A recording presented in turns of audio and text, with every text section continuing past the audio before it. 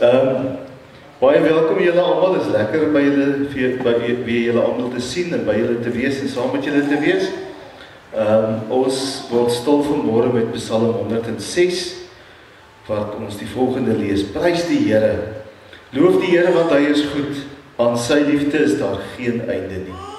Wie kan die magtige dade van die Here onder woorde bring?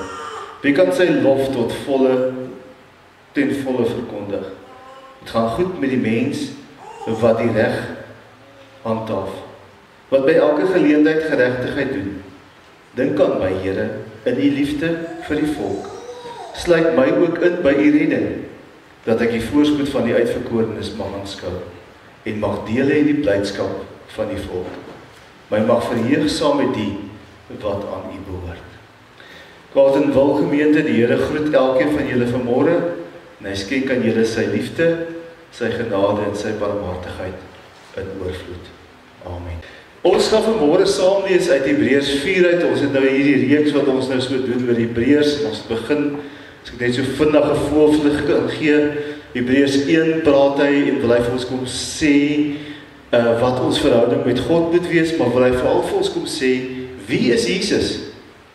En deur die hele boek, die eerste deel van die boek, begin hy amper half hierdie spel speel, waar hy 'n vergelyking tref die hele tyd met Jesus en die figure wat vir die Jode belangrik was.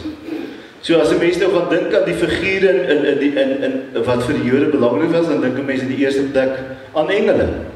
Ek dink baie van ons ook het nog so half hierdie idee, gedagte rondom engele. Terwyl die boodskap van ons in die Bybel vir ons eintlik sê dat engele is boodskappers van God. En dit is nie net altyd hemelswesens nie. Dit kan ook mense wees wat die Here stuur en gebruik as boodskappers. En dan was daar 'n tweede laag. En daar was mense soos Moses en Aaron en Dawid, die koning, groot koning, het op daardie vlak gelê, wat vir hulle uitgestaan het, en Abraham en Isak, die aardsvader ensovoort.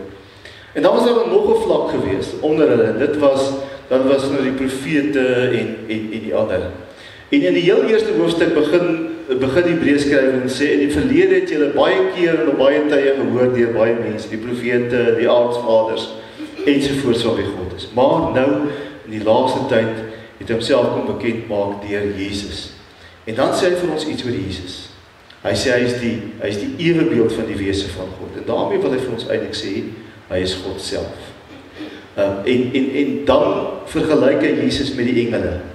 En dan sê hy op duidelik, Jesus is hoër as die engele, want vir geen engel het God die Vader gesê, jy is my seun, maar vir Jesus het hy dit gesê. En daarom is Jesus verhewe, maar hy is nie net verhewe omdat hy net hoër is as die engele nie, hy is eintlik verhewe omdat hy God self is, en daarom gebruik hy die woorde, hy is die ewebeeld van die wese van God. In die tweede hoofstuk praat hy so 'n bietjie rondom die verlossingswerk van Jesus, begin daaroor praat en sê dat Jesus het gekom om ons vry te maak, om ons te verlos. In die derde hoofstuk praat hy en maak hy 'n onderskeid tussen Jesus en Moses, en stel hy Jesus hoër as Moses. Nie dat Moses nie belangrik was nie, maar net dat omdat Jesus God is hy belangriker as Moses. En nou kom ons hier aan die einde van hoofstuk 3, sluit hy ook af met die woorde van wat amper dieselfde is as wat hy begin in hoofstuk 3, om te sê, vandag as julle my stem hoor, moet julle nie my woord en my stem verontagsaam nie.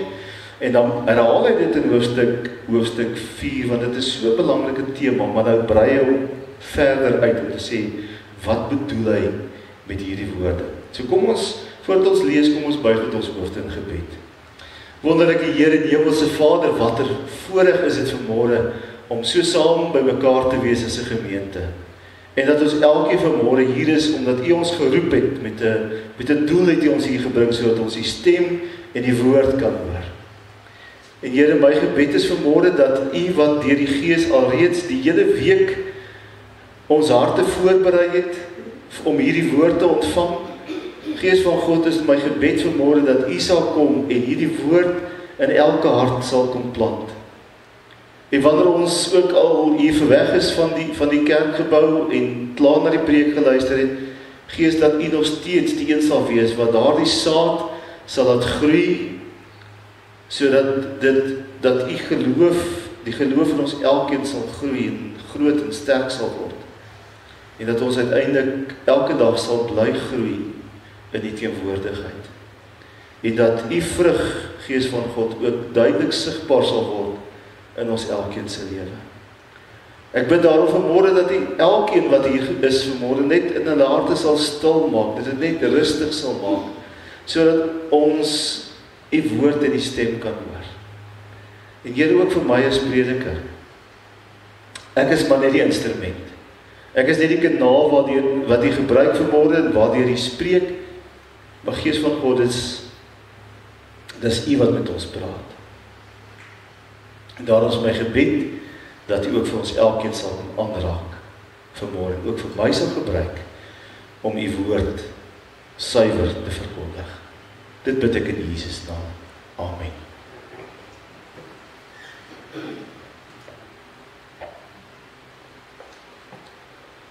As 'n mens so met 'n mikrofoon wat voor jou mond is water dink ek verstaan so 'n bietjie iets van die moslimtannies wat met hulle hijabs en hulle burkas met water drink die honde deur.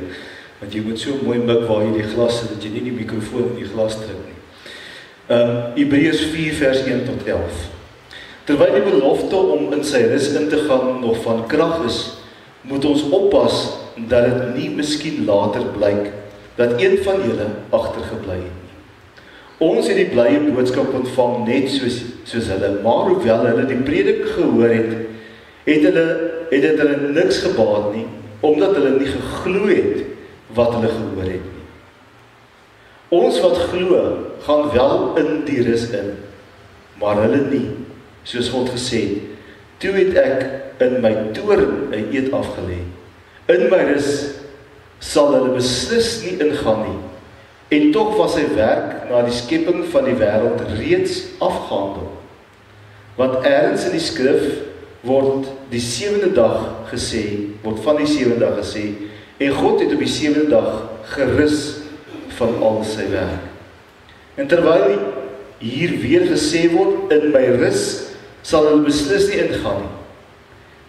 Die wat vroeër die blye boodskap gehoor het dus vanweë hulle ongehoorsaamheid nie in sy rus ingegaan nie, maar vir sommige bly die moontlikheid bestaan om weer in sy rus in te gaan. God het immers weer 'n dag bepaal, naamlik vandag. En wanneer hy soos reeds voorheen aangehaal, soveel later by monde van Dawid sê, vandag as julle, my trek vandag as julle my stem hoor, moet julle nie hardkoppig wees nie. As Josua hulle die rus laat ingaan het, sou God nie daarna nog van 'n ander dag gepraat het. Daar wag dus nog steeds 'n Sabbatsrus vir die volk van God. Maar want elkeen wat in die rus van God ingaan, rus van sy werk, net soos God van syne. Laat ons dan beywer om daardie rus in te gaan, sodat niemand hulle voorbeeld van ongehoorsaamheid navolg en ook omkom nie. So, ek het dus reeds so 'n bietjie met die kinders hierdie eerste gedeelte aangeraak, waar ons gepraat het van, waar kom dit vandaan? Waar kom of waarna verwys hierdie hele gedeelte? En dan moet ons eintlik terugdink aan die woestyntyd van die volk Israel, waar die Here hulle uitgelei het uit Egipte uit, en in die woestyn ingebring het, en die Here in sy teenwoordigheid by hulle was, by die volk van Israel was, en tog het die volk van Israel nie geglo nie.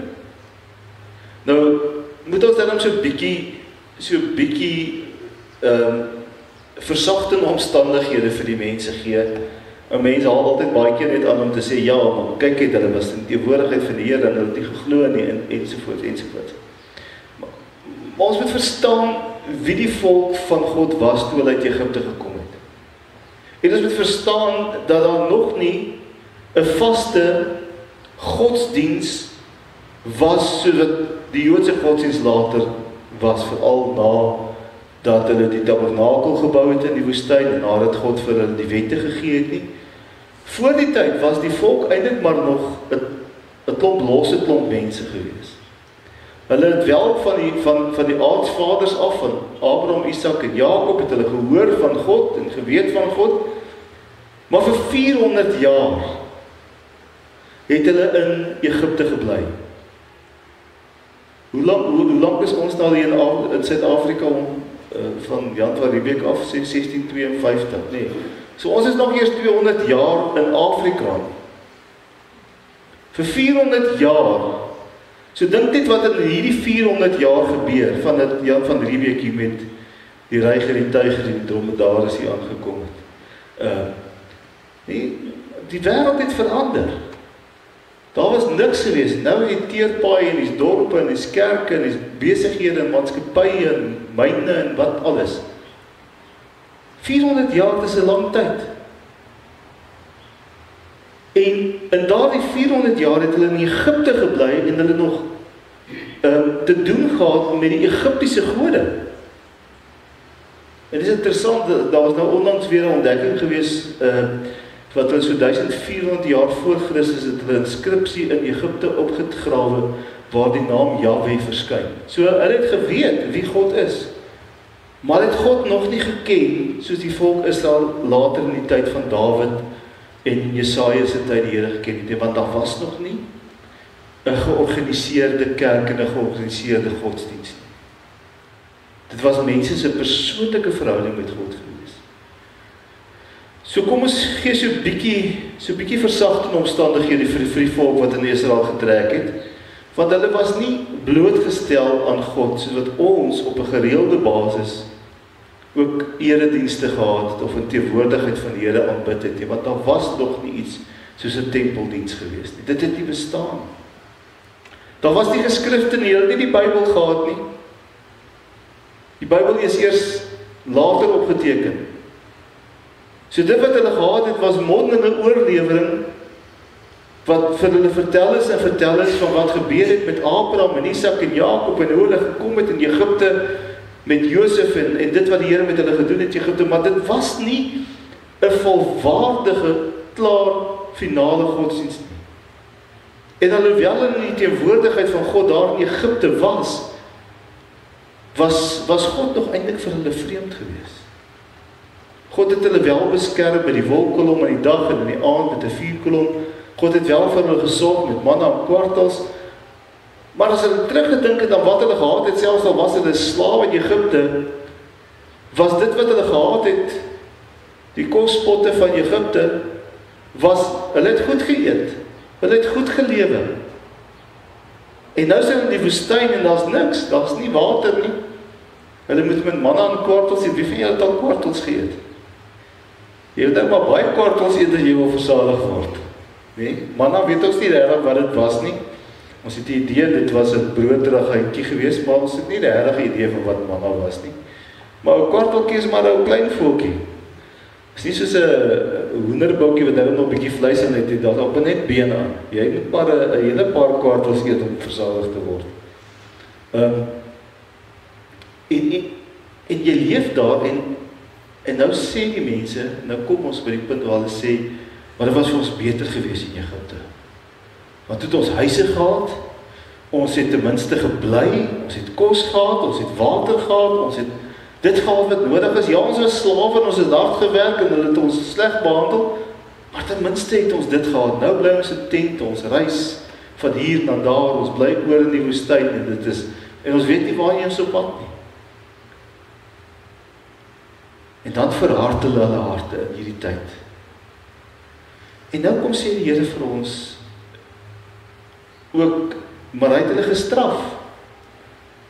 Die eerste klomp Egiptenare het nie ingegaan nie. Moses selfs het nie ingegaan in die beloofde land nie.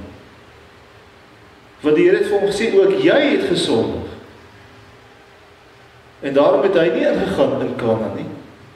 Hy het aan die kant van die Jordaanrivier het hy gebly. Want hy is ook gestraf, omdat hy ongehoorsaam was.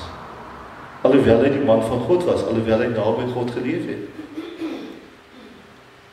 Maar nou kom sê die Hebreërskrywer vir ons iets belangrik. Hy sê vir ons vandag is daar nog geleentheid vir mense. Daai tyd het nie verbygegaan nie. Hierdie oordeel wat die Here uitgespreek het, was oor daardie mense wat hulle hart verhard het en nie geglo het in die Here, maar daai tyd het verbygegaan. Jesus het gekom intussen. Hy het vir ons die versoening gebring, hy het vir ons verlossing gebring, hy het vir ons 'n nuwe lewe gebring.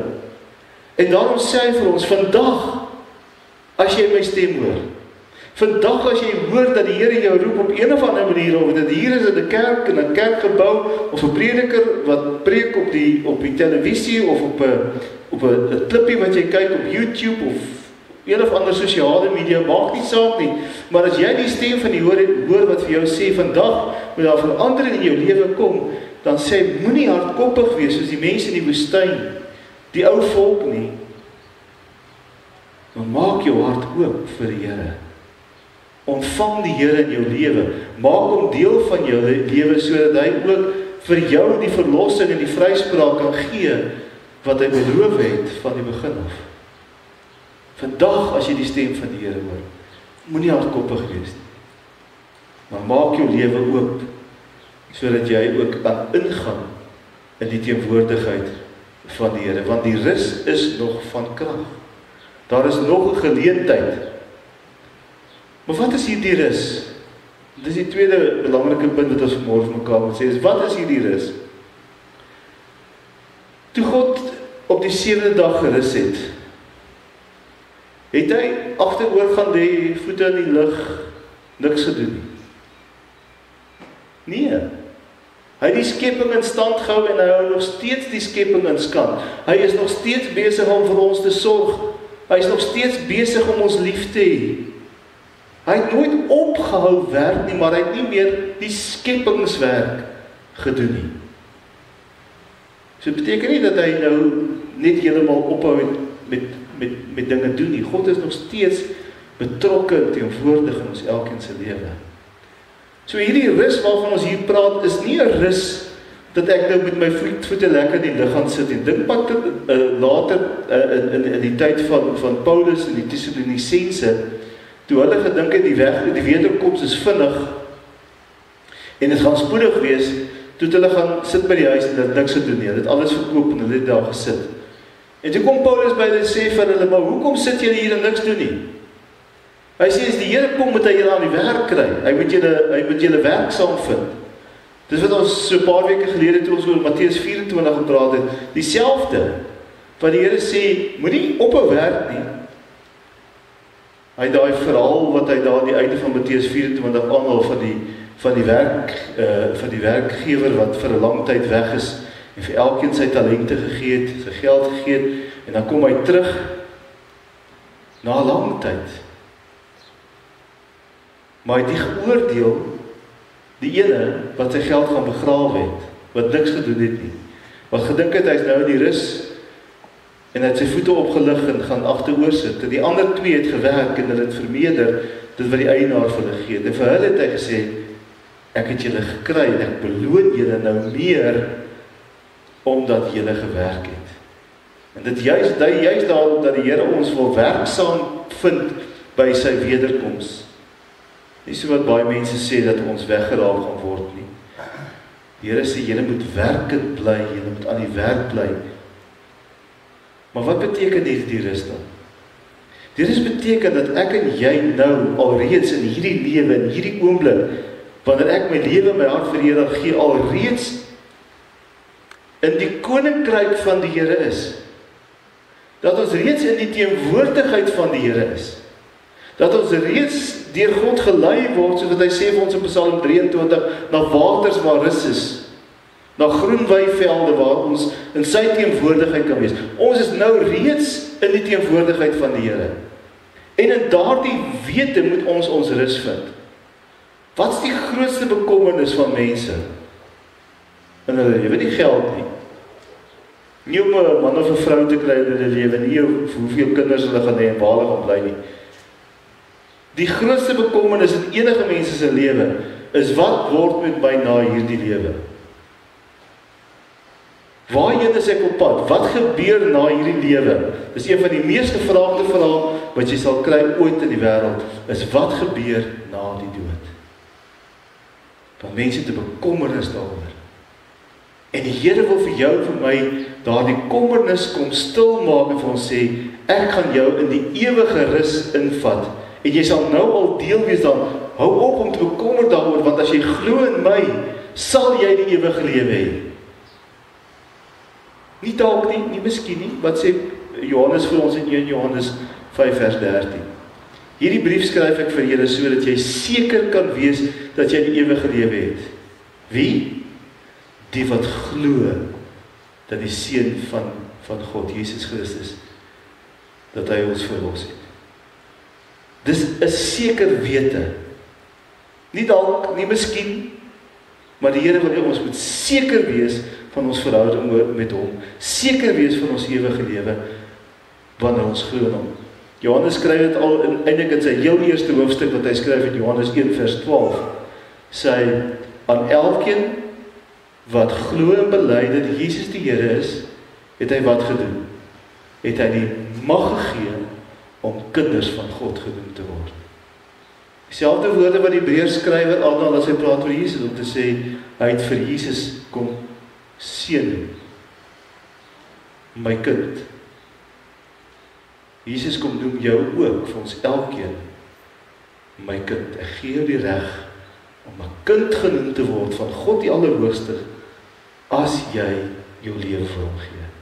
Nie dat ons op dieselfde vlak as Jesus is nie, nou nie dit verskil nie, nee. Ons is nie Jesus nie, Jesus is God self.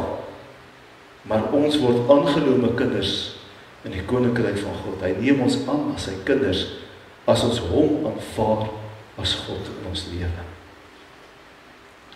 Dan maak hy ons sy kinders. Nou wat beteken dit aan die einde van die hoofstuk, oor die gedeelte wat ons gelees het, skryf hy daaroor dat ons sal nie ophou van ons werk nie. En nou het ons Woensdag nogal lank daaroor gepraat in die Bybelstudie om te vra, maar wat beteken dit? En daar kom 'n verskil in die Nuwe Testament teenoor die Ou Testament. In die Ou Testament het die Jode geglo, ek hou die wet, al 613 van hulle, nie die 10 gebooie wat ons ken nie, al 613 van die wette, onderhou ons en volg ons en doen ons, sodat ons eendag die ewige lewe kan hê. Belangrik dat julle nou moet hoor wat ek vir julle sê. Die Ou Testament, die Jode, het gedoen wat hulle gedoen het, en reg geleef het, en die wet onderhou, sodat hulle die ewige lewe sal kry. Ons doen dit nie meer nie. Nie dat ons nie die wet onderhou nie, of behoort te onderhou nie. Nie dat ons nie behoort om goeie dinge te doen in ons lewe nie. Nee, maar ons rede daarvoor is anders. Ons leef 'n lewe in ooreenstemming met wat God vir ons vra, omdat ons reeds in God se rus ingegaan het. Omdat ons reeds die ewige lewe het, daarom leef ons. Nie sodat nie, omdat ons reeds kinders van God is. Daarom gaan verander ek my lewe en leef ek in dankbaarheid teenoor God om aan hom die lof en die eer te bring vir my lewe. Verskil. Nie sodat ek gered word nie, maar omdat ek gered is. Daarom gaan leef ek my lewe anders. Laat ek toe dat die Heilige Gees my lewe kom vul, sodat ek aan God die eer en die lof in my lewe kan bring. Hoe julle die verskil? So wanneer die Hebreërskrywer ook vir ons hier sê, God het nooit opgehou van sy werk nie, maar tog het hy in sy rus ingegaan. So gaan julle ook in God se rus in. Julle gaan nie ophou daarvan, om daarmee besig te wees, om die koninkryk van God en die evangelie te verkondig nie.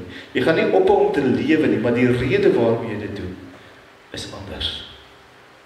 Nie sodat, maar omdat. En ons elkeen afvra, hoe leef ek vandag? Sodat ek, of omdat ek die wete het.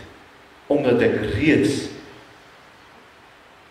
deel is van die rus van God. Omdat ek reeds deel is van die koninkryk van God. Omdat Jesus reeds vir my gesterf het aan die kruis. Daarom gaan leef ek my lewe anders. Om aan God die eer te gee. Ek gaan daarmee afsluit vanmôre. Kom ons buig ons hoofde in gebed. Hemelse Vader, baie dankie vir hierdie woord wat U vir ons gebring het. En soos wat ons gevra het, weet ons Gees van God is U die een wat die woord kom preek het vanmôre. U is die een wat die woord vir ons gebring het. My gebed is dat hierdie woord in ons harte sal waarmaak, ook in hierdie week wat kom, en dat U elkeen van ons sal dra, sodat ons aan U alleen die eer sal gee vir ons lewe. Amen.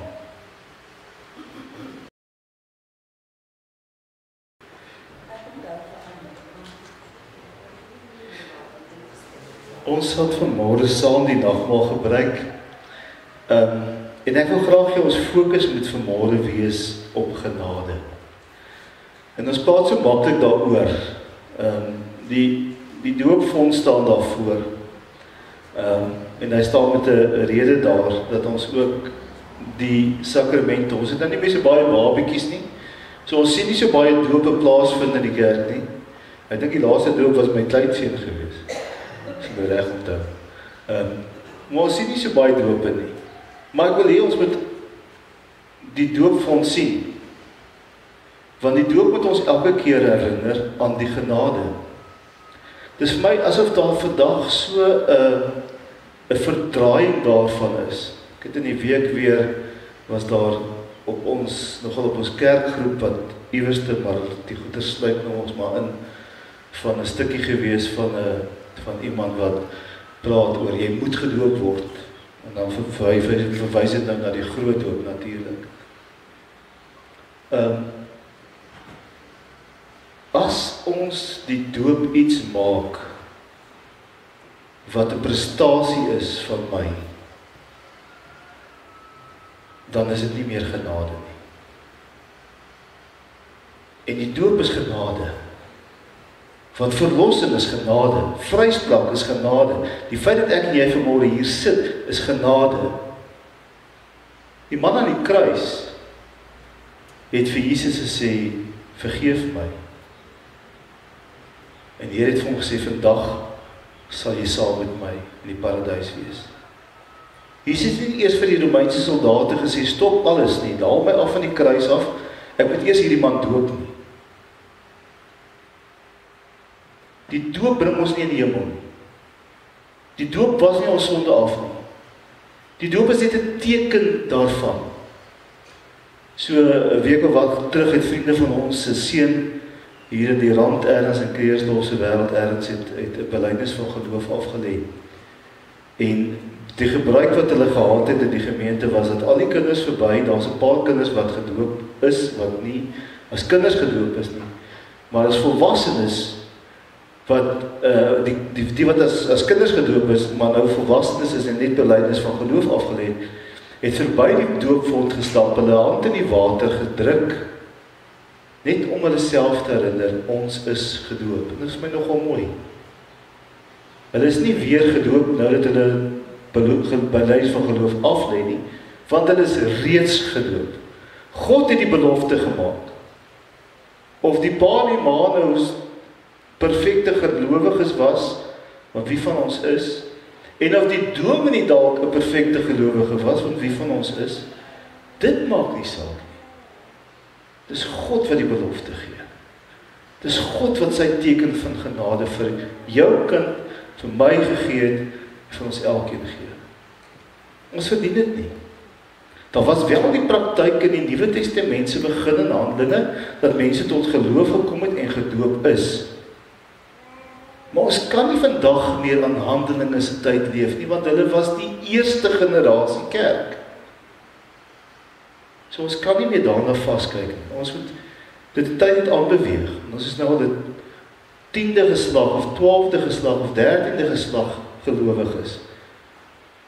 Praktyke verander, gebeure verander. As jy selfs gaan kyk na die vroeë kerke, was die doop nie noodwendig iets wat almal onderdompel is. Daar's doopfonte gevind wat so klein was dat 'n mens net met jou voete daarin gestaan het. Daar was die plek vir die mense om daar te kniel eers nie. En dis hulle dan die water oor hulle kop gegooi. So ons moet nie 'n praktyk, 'n sakrament soos hierdie gaan maak en iets anders daarvan maak nie, want die bedoeling wat die Here vir ons gegee het is dat hierdie 'n genadeverbond is. Doop is 'n genadeverbond. God se belofte vir ons is dat ek sal jou God wees as jy vir my kind is. En net soos ons by die nagmaaltafel aansit, is dit wat ons hier ontvang is genade. Nie een van ons is perfek nie. Nie een van ons is sonder sonde. Nie een van ons kan 'n vinger wys na iemand anders toe nie. Want dan wys daar 3 terug na my toe. Ek is net so skuldig. Ons is nie perfek nie. Maar wanneer ons hier by die tafel kom aansit, dan soek ons die vergifnis van die Here en ons sê vir die Here, Here, ek het gesondig in my lewe. Ek het verkeerd gedoen. Ek sê dinge verkeerd, ek dink verkeerde dinge, ek doen verkeerde dinge. En baie keer doen ek nie eers wat U vir my vra om te doen nie. En in al daardie opsigte, Here, is ek skuldig. En daarom sit ek voor U vanmôre en ek vat hier die brood en ek vat die wyn of die kelkie of later die beker en ek sê vir U, Here, ek is 'n gebroke mens. Maar ek weet U het Uself gegee aan die kruis. U het Uself, U liggaam gebreek, U bloed het gevloei, sodat ek in die regte verhouding met U kan wees. En as ek die brood neem en dit eet, en die wyn neem en dit drink, dan aanvaar ek ook die vergifnis en die genade van die Here in my lewe. En daarom wil ek julle uitnooi vanmôre om saam met my die brood te breek. En te hoor wat die Here gesê het, toe hy gesê het, die brood wat ek breek, is die teken van my liggaam wat vir jou gebreek is. Neem dit, eet dit, dink daaraan en glo, dat my liggaam vir jou gebreek is as 'n ewige versoening vir al jou sondes.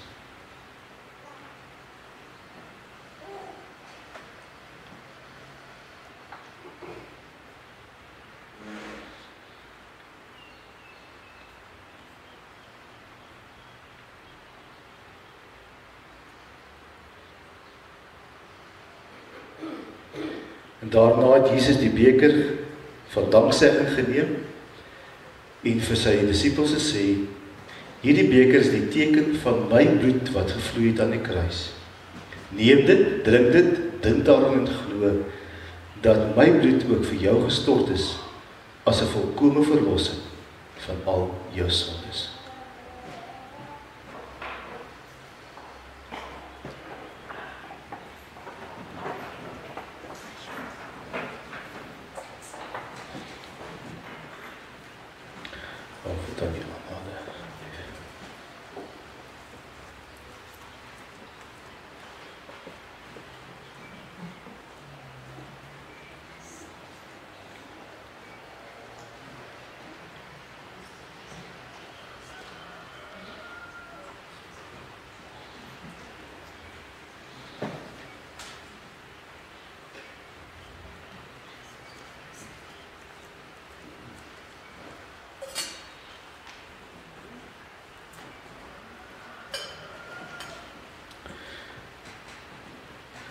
Kom ons bid net saam en ons sê net vir die Here dankie ook vir hierdie teken.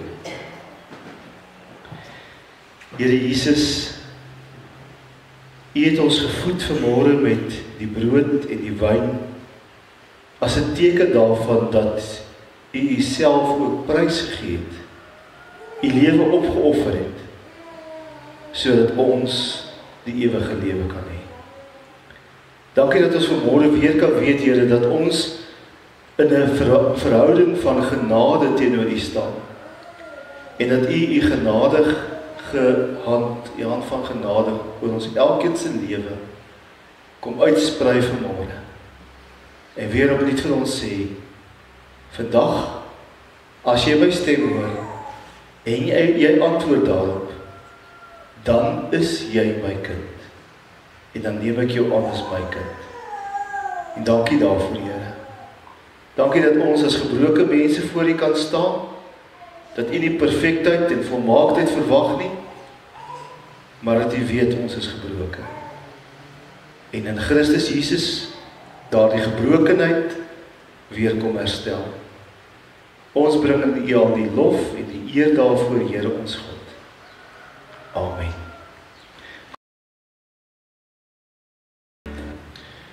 Kom ons ontvang die seën van die Here. Vanmôre gaan ek 'n gedeelte uit Jeremia 17 vir ons voorlees as hierdie seën. Dit gaan goed met die mens wat sy vertroue in die Here stel. Die mens vir wie die Here 'n veilige vesting is. So iemand is soos 'n boom wat by water geplant is en sy wortels na die stroom toe uitstoot. Nie die hitte voel as dit kom nie en altyd groen blare het. 'n droë jaar raak hom nie en hou nie op om vrugte te dra nie. Mag die Here julle vanmôre seën en sy genade aan julle skenk in oorvloed, vandag en môre en elke dag. Amen.